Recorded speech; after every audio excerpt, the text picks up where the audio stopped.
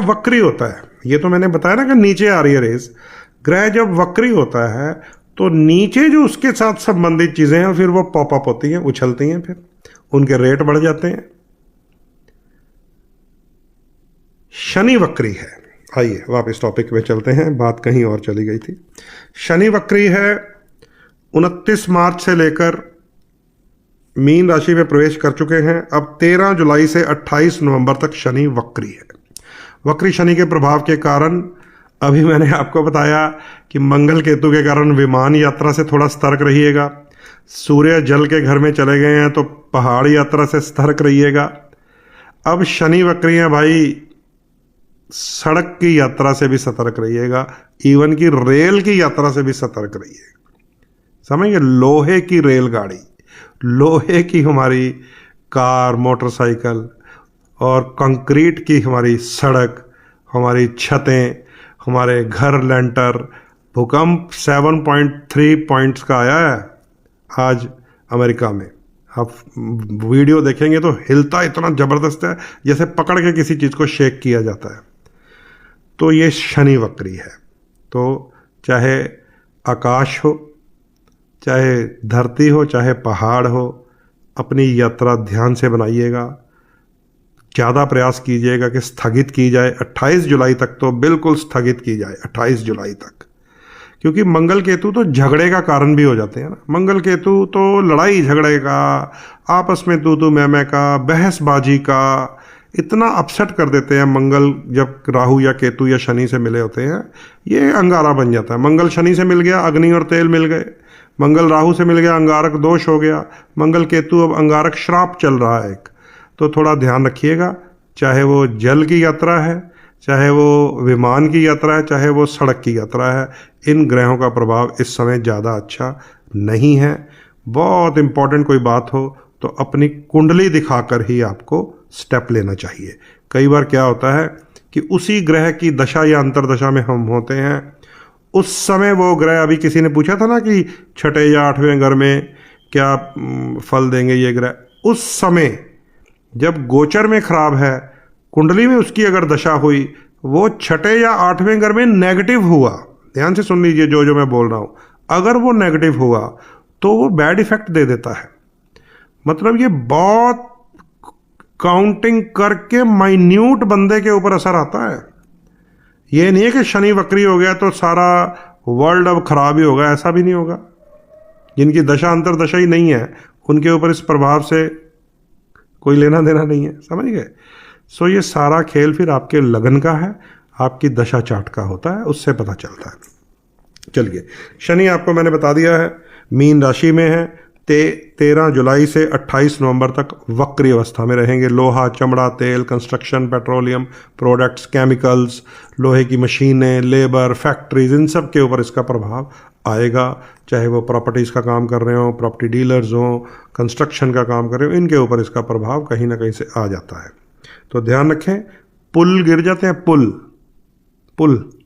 और खबरों में मैंने देखा जिस दिन ये वक्री हुआ था। शनिदेव के बाद आप बात करेंगे राहु महाराज की।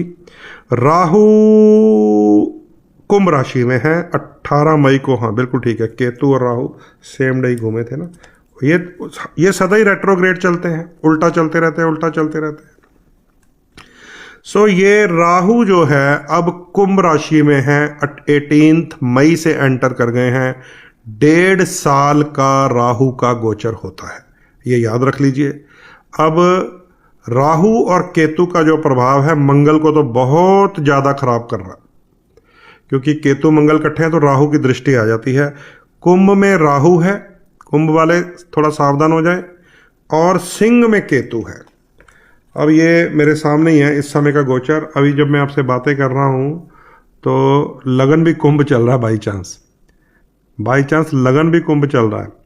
सो इस समय राहु की जो दृष्टियां हैं उनमें बृहस्पति भी आया हुआ है, अकेला मंगल नहीं है। ये मेरे सामने अब चार्ट खुल गया। बृहस्पति के ऊपर भी राहु की दृष्टि है और मंगल के ऊपर भी राहु की दृष्टि है। ये थोड़ा सा दोनों ग्रहों को कमजोर कर रही है।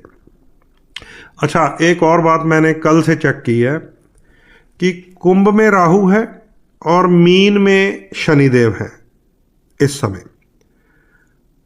चंद्रमा जब आपसे बात कर रहा हूं ना इस समय शनि के साथ है, जिसको विष योग बोलते हैं। ये 2.5 दिन रहना होता है चंद्रमा। अब 5 दिन अपसेट होते हैं, क्योंकि 2.5 दिन चंद्रमा जब कुंभ में रहता है तो राहु के साथ आ जाता है, जिसको चंद्र ग्रहण दोष बोलते हैं। उसके 2.5 दिन चंद्रमा शनि के साथ आ जाता है। आज भी शनि के साथ ही है।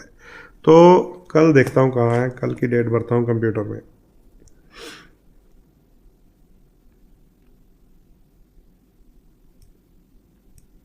हाँ, कल चंद्रमा मीन से निकलकर मेष में चला जाएगा। ठीक है। जब भी चंद्रमा कुंभ राशि में आएगा, समझ लीजिए 5 दिन डिस्टर्ब होंगे, क्योंकि 2.5 दिन वो कुंभ में राहु के साथ और 2.5 दिन वो शनि के साथ मीन राशि में विष योग चलता रहेगा। तो ये बड़ी गड़बड़ होती है, क्योंकि चंद्रमा जितना स्ट्रांग होता है उतने ही काम सफल होते हैं, मन को खुशी मिलती है। चंद्रमा जितना ही राहु या शनि या केतु के पंजे में फंस जाए, उतने ही वो दिन जो है वो स्ट्रगलफुल, मानसिक परेशानियां, टेंशन, बहुत अपसेटनेस आती है, माइंड ब्लैंक हो जाता है जब चंद्रमा खराब होता है, और ओवर थिंकिंग करने लग जाते हैं लोग, और चीज़ें तोड़ने लग जाते हैं लोग, बस चंद्रमा खराब हो जाए तो। मंगल केतु भी चल रहा है, चीज़ें तो तोड़ने का योग तो चल ही रहा है, लड़ाई झगड़ों का। ये है, ध्यान रखें कि 11 नंबर कुंभ लगन और 12 नंबर मीन राशि और कुंभ राशि, इन जमीन में चंद्रमा 5 दिन चला करेगा। इसको कहते हैं चंद्रमा की जो 2.5 दिन की चाल है, वो अगर अशुभ ग्रह के साथ मिल गई तो उसे वो डिस्टर्ब करता है। चंद्र राहु वाले, चंद्र केतु वाले, चंद्र शनि वाले ही ये बात बता सकते हैं जिनकी कुंडलियों में इसकी दशा भी चल रही हो। और एक बात आपको बता दूं, दशा के जो स्टेप्स होते हैं वो बड़े इंपॉर्टेंट होते हैं। एक तो महादशा है, एक अंतरदशा है, एक प्रत्यंतर दशा है, एक फिर प्राण दशा है, एक सूक्ष्म दशा भी है कुछ समय के लिए जो आती है। जितना सूक्ष्म वाला ग्रह स्टडी करेंगे वो हो रहा होता है हमारे साथ। इसलिए महादशा वाला जो ग्रह है वो जब एंट्री होती है उस ग्रह की, वो पहले कुछ 15 दिन 1 महीना डिस्टर्ब कर सकता है अगर खराब हो। अगर बढ़िया हो तो पहले एकदम फायदा दे सकता है। उसके बाद आ जाता है नंबर अंतरदशा का। अंतरदशा वाला ग्रह वो कुछ समय के लिए आता है, लेकिन जो प्रत्यंतर दशा होती है, तीसरा स्टेप, जो प्राण दशा होती है, चौथा स्टेप, जो सूक्ष्म दशा होती है, 5वां स्टेप, कि आप मैं क्यों बैठे हुए हैं एक दूसरे के सामने, ये सूक्ष्म दशा के कारण बैठे हुए हैं, कि आप मुझे सुन रहे हैं मैं या बोल रहा हूं, क्यों, वो सूक्ष्म दशा का खेल है। तो जनरल लाइफ में हमें तीसरा स्टेप बहुत इंपॉर्टेंट होता है, प्रत्यंतर दशा का।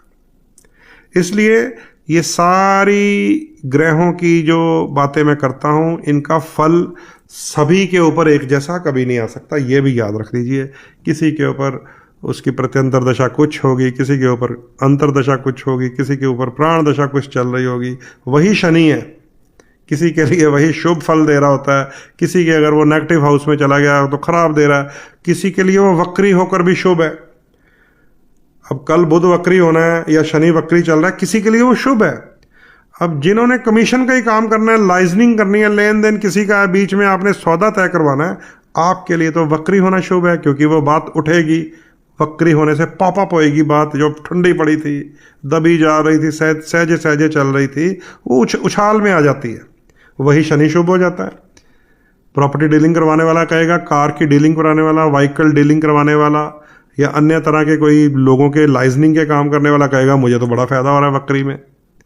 तो ये इसलिए किसी ने जो स्टार्टिंग में क्वेश्चन पूछा था ना कि ग्रह छठे या 8वें में क्या फल देंगे, ऐसा सबके ऊपर सेम फल कि छठे घर में है तो वो कोई बीमारियां नहीं देता किसी को ग्रह, कंपटीशन में विजय भी देता है।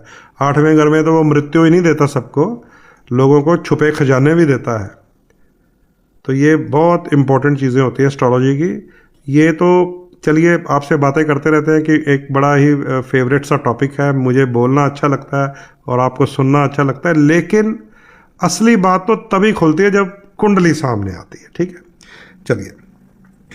तो मंगल केतु के बारे में मैंने बता दिया है। सबसे इंपॉर्टेंट है 28 जुलाई तक ये चलेगा, जो एक्सीडेंट प्रोन टाइम है ये, तो ध्यान रखिएगा भाई, ड्राइव सारे स्लो कीजिएगा, किसी के साथ बहसबाजी में मत पड़िए, कोई टक्कर वक्कर बच जाती है तो कोई बात नहीं है।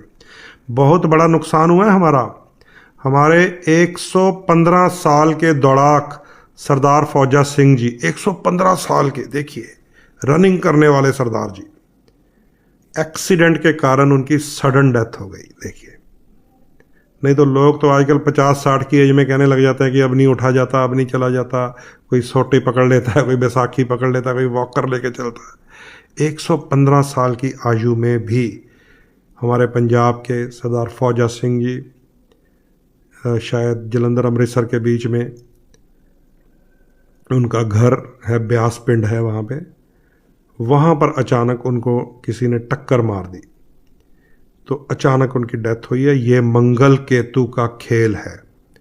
मंगल और केतु सडन प्रॉब्लम्स, केतु और राहु जहां बात आ गई ना, आपकी कुंडली में, आपकी दशा में, प्रत्यंतर दशा में, अंतरदशा में, कहीं भी आ गई तो सडन गेम होगी, सडन, कि अचानक कुछ हो गया।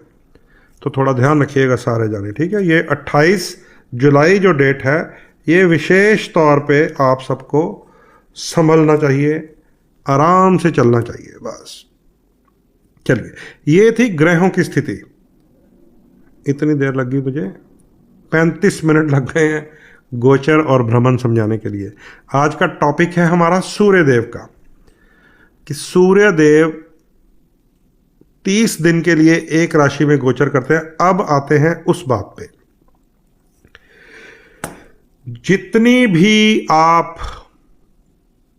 न्यूज़ में सुन रहे हैं आसपास, कहीं बाढ़ आ रही है, कहीं बादल फट रहे हैं, कहीं ओवरफ्लो हो गया है, कहीं नदियां चढ़ गई हैं, निचले इलाके डूब रहे हैं, धरती खिसक रही है, ये कर्क में सूर्य का खेल है। कर्क में सूर्य का खेल है, ठीक है। ये जुलाई टू अगस्त का जो महीना है, इसे देसी भाषा में कहते हैं श्रावण माह, सौन दा महीना पंजाबी में कहते हैं हम लोग। और देवशयनी एकादशी के बाद जब योग निद्रा में भगवान नारायण चले गए हैं, सृष्टि का सारा नियंत्रण महादेव के हाथ में आ जाता है। गुरु पूर्णिमा के बाद 3-4 दिन के लिए गुरुओं को मिलता है, संतों को, कि आप भी आशीर्वाद दे दीजिए संसार को। उसके बाद ये जो श्रावण माह है, ये सृष्टि का सारा संचालन शंकर भगवान के पास है, महादेव के पास है। और महादेव जल प्रिय हैं, बस ये समझ लीजिए। नारायण जो है, श्री हरि विष्णु जो है, वो अलंकार प्रिय हैं। उनके लिए जब हम कोई आयोजन करते हैं, यजन करते हैं, यज्ञ करते हैं, पूजन करते हैं, तो उसमें तो सोने चांदी के आभूषण तक चढ़ा देते हैं उनको लोग, अपनी श्रद्धा से, प्यार से। वस्त्र चढ़ाते हैं, सुंदर सुंदर रेशमी अंग वस्त्र चढ़ा देते हैं, प्यारे प्यारे फूलों के बंगले बना देते हैं ठाकुर जी के घर जाकर। शंकर बाबा कहते हैं कुछ नहीं चाहिए, एक लोटा जल, हर समस्या का हल, ये शिव जी कहते हैं। तो जल प्रिय हैं वो। और जब ये उनके नाम का ये श्रावण माह है, तो जल जल जल जल जल, सारा स्थल जल थल हो जाता है। इसलिए इस महीने में थोड़ा सा आपको समझना पड़ेगा इस सिस्टम को। इसी महीने में हमारे सनातन सिस्टम के अनुसार शिव जी का जो पूजन है, वो दूध अभिषेक से भी किया जाता है। जो रुद्राभिषेक होता है, या वैसे हम दूध अर्पित करते रहते हैं, उसका भी यही रीज़न है कि इस महीने में जब जल का भराव हो जाता है धरती के नीचे, पानी नीचे जाता है, तो धरती के नीचे रहने वाले जो जीव जंतु हैं, विशेषकर शिव प्रिय जो हैं, जितने विषैले जंतु हैं, उनमें नाग, सर्प और तरह के कीट, वो सब फिर ऊपर आते हैं। और जब ऊपर आते हैं, अपना आश्रय ढूंढते हैं। कोई पेड़ों की खोड़ में है, कोई पेड़ पे चढ़ेगा, कोई लिपटेगा, कोई घास में छुपेगा। तो जब ये सर्प घूमता है ना घास के ऊपर या हरियाली वाले पेड़ों के ऊपर, तो उनको जो चरने वाले हमारे पशु होते हैं, उनके दूध में वो विषैला प्रभाव तक आ जाता है। ऊपर से संक्रमण की स्थिति होती है, कभी बारिश आएगी तो उसके थोड़ी देर बाद ह्यूमिडिटी बढ़ जाएगी, उमस आती है। जब उमस आती है तो जो स्वेदज होते हैं, स्वेदज जो स्वयं पैदा होते हैं। अंडज, पिंडज और स्वेदज, ये याद रखिएगा। हम लोग जो पैदा होता है मनुष्य, वो पिंड से पिंड पैदा होता है, पिंडज, और कुछ जंतु अंडे से पैदा होते हैं, अंडज, और कुछ स्वेदज होते हैं। कभी आप देखेंगे गोबर को पड़ा रहने दीजिए, थोड़ा गीला करके छोड़ दीजिए, थोड़े दिन बाद उसमें जीव जंतु निकलने शुरू हो जाएंगे, वो स्वयं पैदा हो जाते हैं, स्वेदज कहते हैं उसको। तो इस महीने में स्वेदज पैदा होते हैं ज़्यादा। और कहाँ पैदा होते हैं आपको पता ही है, घास में, पेड़ों के खोल में, पेड़ के ऊपर, और शिव जी का प्रिय सर्प ऊपर आकर जगह ढूंढता है अपने लिए। तो वो जो वनस्पतियाँ इन जंतुओं के कारण कुछ इन्फेक्टेड हो जाती हैं, वो वनस्पतियों वाला जो दूध पशुओं के द्वारा हमारे तक आता है वो भी इन्फेक्टेड होता है। इसलिए इस महीने में हरे पत्ते वाली सब्जी और दूध का सेवन श्रावण माह में निषेध कहा गया है आयुर्वेद के अनुसार। तो ये सारी बात आप समझ लीजिए। हालांकि अब हम मॉडर्न युग में हैं, तो इन चीज़ों का जब प्रयोग करना हो तो पूरी तरह इसको उबाल दो। पंजाब में कहते हैं ना, जो काढ़ दो, चंगी तरह काढ़ा बना दो। दूध भी काढ़ के पीने का आनंद भी कुछ और ही है। काढ़ के मतलब उसकी इन्फेक्शन सारी जितना बैक्टीरिया है उसको ख़त्म करना पड़ेगा, फिर तो यूज़ कीजिए, कोई प्रॉब्लम नहीं है। अदरवाइज इसीलिए ये परंपरा है कि सावन के महीने में शंकर जी का, शंभू जी का, महादेव जी का, शिव जी का जो श्रृंगार है उससे पहले दूध से अभिषेक होता है। तो ये चीज़ है। तो अगर लोग इसको समझ जाएंगे तो वो उनको पता चल जाएगा, it's not wastage of milk, it's for health. लोग कहते हैं ना wastage of milk, it's not wastage of milk. उसमें भी विधान है कि अगर जितना भी आपके पास बर्तन है उसका सिर्फ 10-20% दूध होता है, ज़्यादा जल होता है। इसको कच्ची लस्सी कहते हैं, कच्ची लस्सी चढ़ती है शिव जी के ऊपर। ठीक है, तो ये बातें समझने समझाने की हैं, बातें तो करनी चाहिए। वो बड़े बड़े जो रुद्राक्ष पहनकर लंबे लंबे तिलक लगाकर कथावाचक हैं उनको, अब एस्ट्रोलॉजर कर रहा है तो सुधार करने के लिए, रिफॉर्म करने के लिए किसी को तो आना पड़ेगा।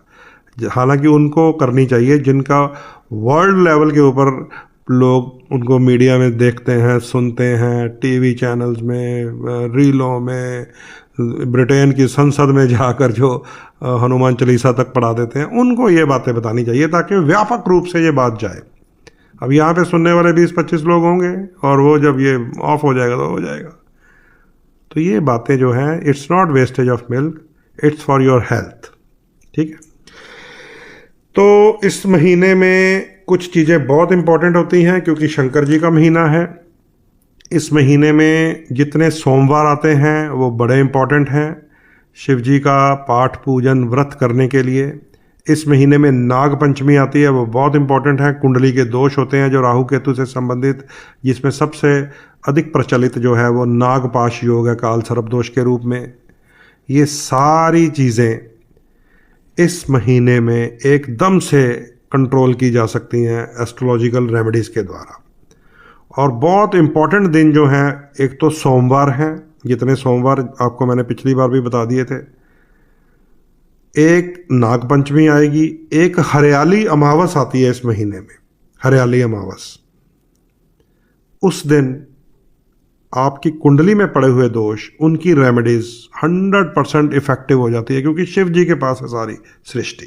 तो जो जो लोग परेशान है राहु केतु या शनि की दशा से, साढ़ सती से, पितृदोष से, काल सर्प दोष से, जितने भी राहु और शनि संबंधित, केतु संबंधित कुंडली के नेगेटिव योगाज होते हैं, वो आप चेक करवा के इस महीने का लाभ उठा सकते हैं। एक तो ये है। ठीक है, 24 जुलाई को है हरियाली अमावस, ये भी नोट कर लीजिए, जिस दिन ये सारी रेमेडीज की जाएंगी। तो उससे पहले पहले आप लोगों को अपनी कुंडलियाँ स्टडी कर लेनी चाहिए या करवा लेनी चाहिए। अब आइए सूर्य देव की बात करते हैं। सूर्य इस समय कर्क राशि में है। अभी किसी ने पूछा था, शायद नीरू शर्मा जी ने, कि लगन सबके बता दिए, तो अब बताने लगा हूं कि सूर्य जो हैं मेष से लेकर मीन लगन तक किस हाउस में चले गए हैं। 30 डेज का ये गोचर होता है। क्या इफेक्ट आएगा, क्या सूर्य कर्क राशि में जाकर मजबूत हुए हैं या कमजोर हुए हैं, सबसे पहले तो हमें यह जानना चाहिए।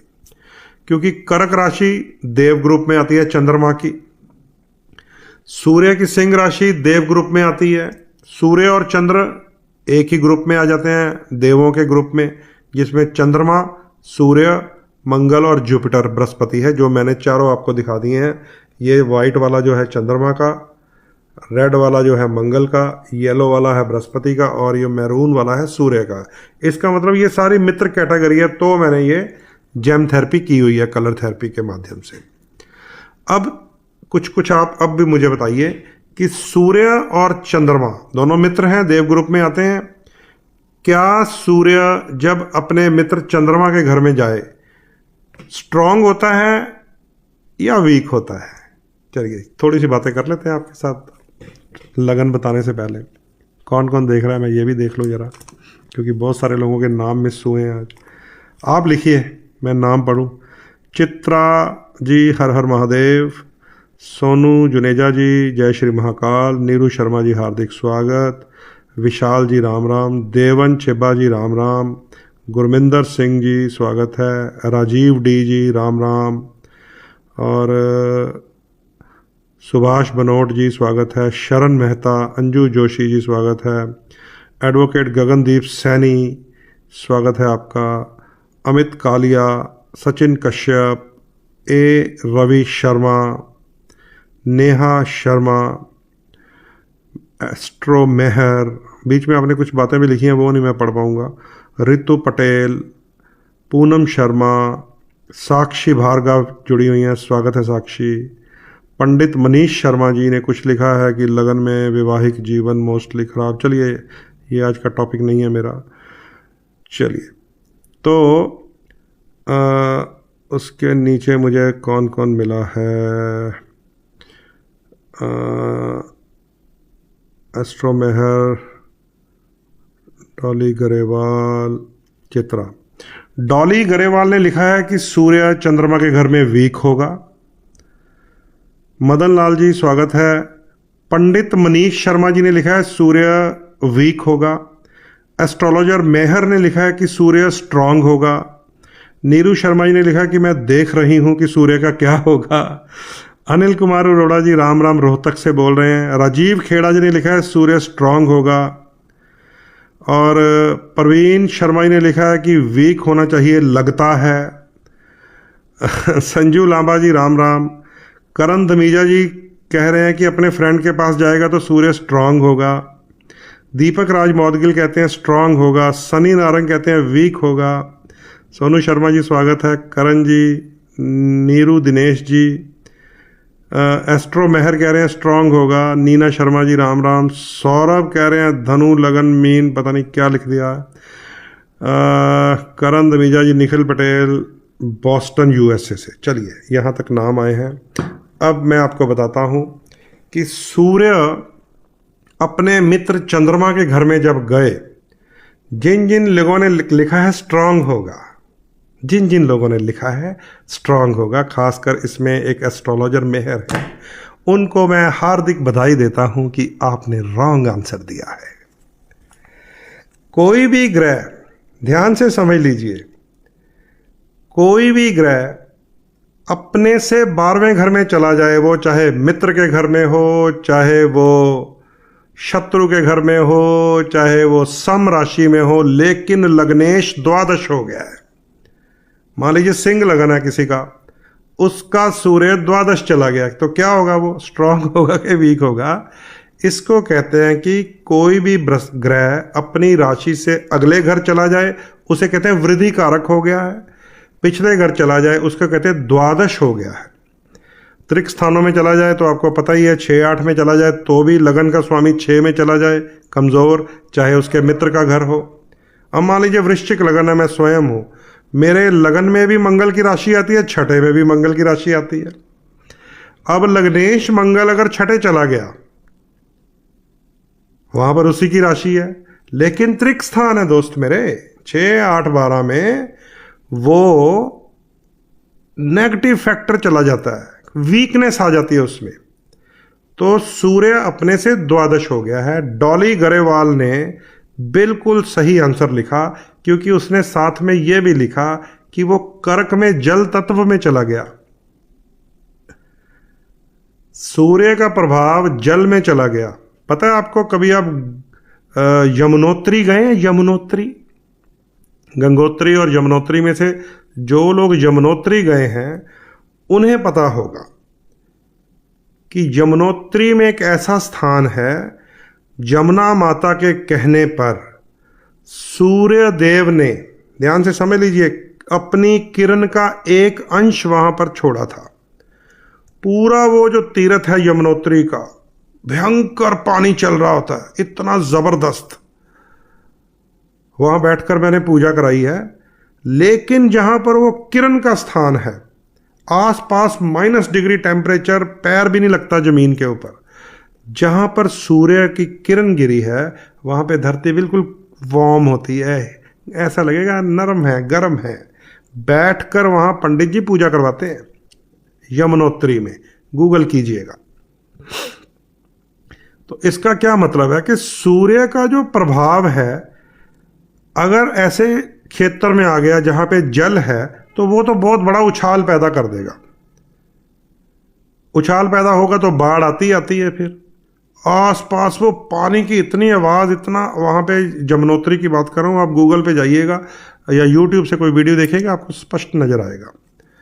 तो वहाँ पे केवल एक किरण ने वो उसको सहारा दिया, वो उस स्थान को जो यमुनोत्री का तीर्थ है हमारा। ऐसे ही सूर्य अब जब कर्क में गया है, अपनी राशि से 12वें घर में चला गया। अब इसकी जब रेमेडी करनी होती है ना, तो बहुत बड़ा कंफ्यूजन पैदा होता है। अब सिंह लगन का स्वामी सूर्य 12वें घर में चला गया है। अब मुझे एस्ट्रोलॉजर भाई साहब भी बता दें कि 12वें घर में गए हुए ग्रह को अब क्या करेंगे। क्या उसका जो मान लीजिए सूर्य है, उसको कह देते हैं गुड़ है, शक्कर है, गेहूं है, कनक है, तांबा है, क्या इन चीज़ों की डोनेशन करेंगे, विसर्जन करेंगे, या इन चीज़ों को जैसे मैंने खुद पहन के रखा हुआ है रूबी, स्ट्रॉन्ग करेंगे? अब ये भी बता दीजिए। अब मैं जानबूझ के ये टॉपिक लेके आया हूँ, हालांकि 30 डेज की बात है, पर ये for knowledge purpose, for information में जानबूझ के आज सूर्य का टॉपिक लेके आया हूँ।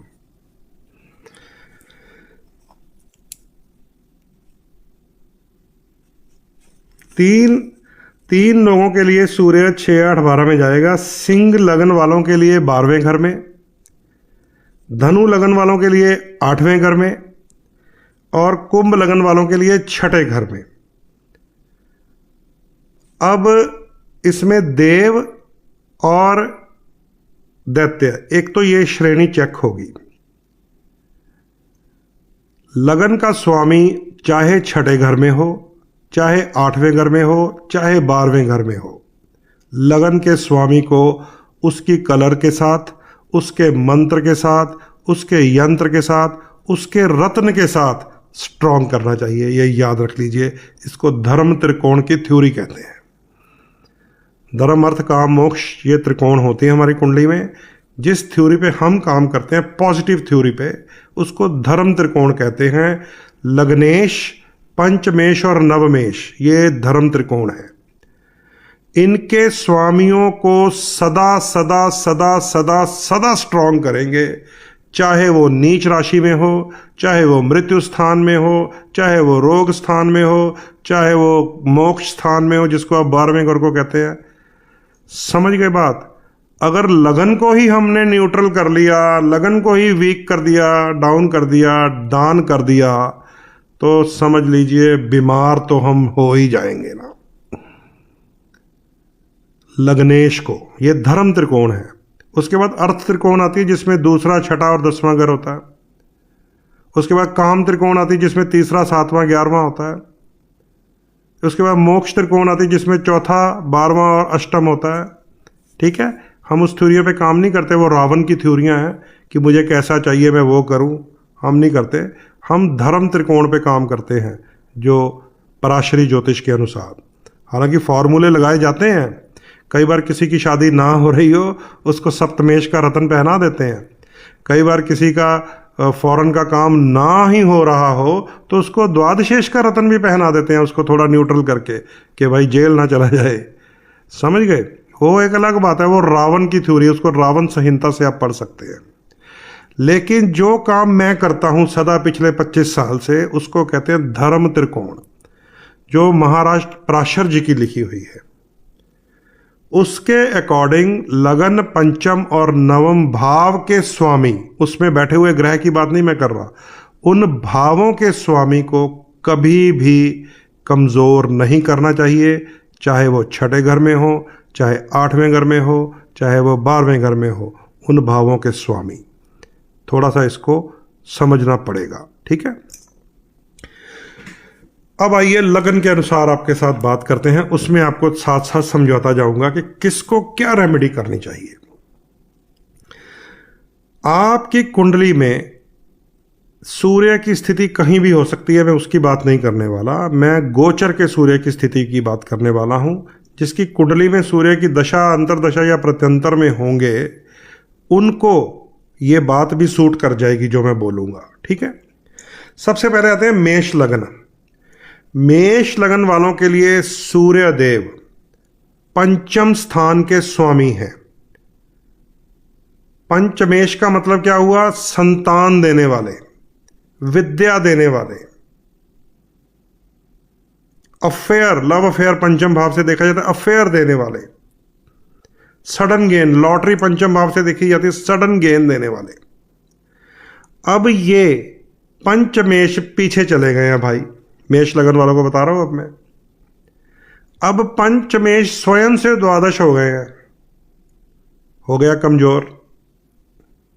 क्या कहने को कहेंगे सुख स्थान में चले गए हैं।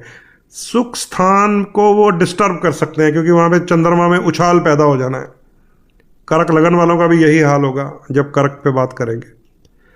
पानी में उछाल पैदा हो जाएगा, सुख की भी हानि कर देगा, और औलाद की तरफ से समस्या आ सकती है, स्टूडेंट को एजुकेशन की तरफ से समस्या आ सकती है, लव बर्ड्स को अपने अफेयर की तरफ से समस्या आ सकती है, स्टॉक एक्सचेंज में इन्वेस्टमेंट करने वालों को उसकी तरफ से आ सकती है, क्योंकि पंचम भाव ही जुआ सट्टा है, स्टॉक एक्सचेंज है। तो वो 5th Lord is weak in the 4th house.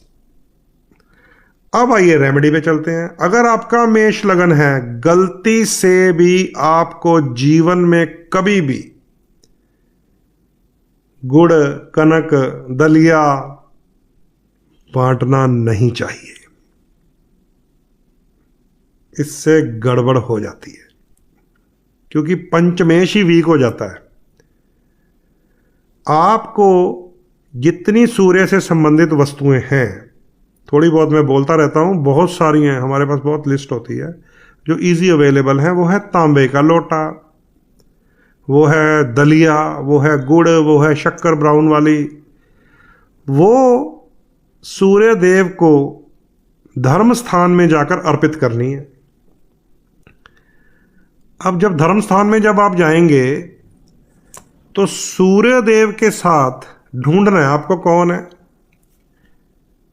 Hanuman ji के पास जाएंगे, वो तो कहेंगे मैं तो मंगल के साथ जुड़ा हुआ हूं भैया। कृष्ण जी के पास जाएंगे, वो कहेंगे मैं तो चंद्रवंशी हूं, वैसे भी शुक्र का प्रभाव है मेरे पास। तो मां दुर्गा के पास जाएंगे तो वो कहेंगी कि मेरे पास तो बुध की शक्तियां हैं। मां काली के पास जाएंगे, वो कहेंगे राहु केतु कंट्रोल करने तो ले आओ नींबू नारियल। राम जी के पास जाएंगे तो वो कहेंगे मैं सूर्यवंशी हूं। तो श्री राम भगवान का दरबार, जहां पर राम जी, लक्ष्मण जी, सीता मैया, चरणों में बैठे हुए हनुमान जी, राम दरबार, वहां पर सूर्यवंशी भगवान श्री रामचंद्र जी के चरणों में आपको गुड़, कनक, दलिया, शक्कर, तांबे की गड़बी ये अर्पित करना चाहिए, अगर आपने अपने लगन से पंचम भाव को स्ट्रांग करना है। मेष लगन को बता रहा हूं। और अब ये कर्क में चला गया है, 2 उपाय करने पड़ेंगे, नहीं तो मेष लगन वालों का सुख भी डिस्टर्ब होगा, हेल्थ भी खराब कर देता है, ये मेंटली भी वीक कर देता है। चौथा अगर मन है, 2 उपाय करने पड़ेंगे। सो वो मैंने किए हुए हैं, मैं दिखा देता हूं। इधर मैंने पहना हुआ है व्हाइट कलर का मोती, यानी कि कर्क के स्वामी चंद्रमा को सेट किया हुआ है। इधर मैंने पहना हुआ है रूबी। और सावन के महीने में हम शंकर जी को दूध अर्पित करते हैं तो चंद्रमा, और राम जी के चरणों में गुड़ कनक शक्कर अर्पित करते हैं तो सूर्य। इन दोनों की डोनेशन नहीं कर सकते हम लोग।